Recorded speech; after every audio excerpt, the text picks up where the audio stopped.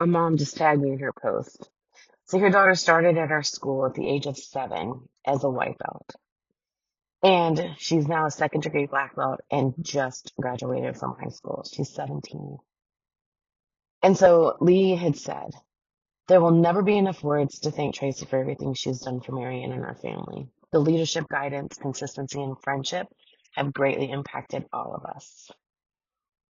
In her Black Belt essay, Marion had wrote that she plans to take everything she learned on the mat to college: respect, listening, leadership, refusing to say can't, running 3 back-to-back classes, despite being afraid of public speaking, 10 years of small decisions held consistently.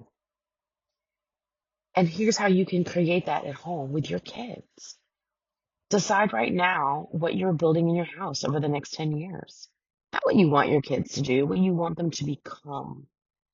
Name one character trait, install one standard, hold it consistently, even when it's inconvenient, especially when it's inconvenient. When they say all the things that they're going to say, that's when you are the leader in your home and you hold the line. Say to yourself, or just acknowledge or become aware that I'm not just raising a kid, I'm building a person. And what I do in this house right now is a part of who they become.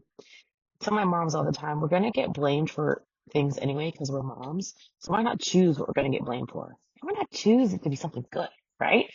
So the biggest mistake that we make in the moment is managing the moment instead of building the leader.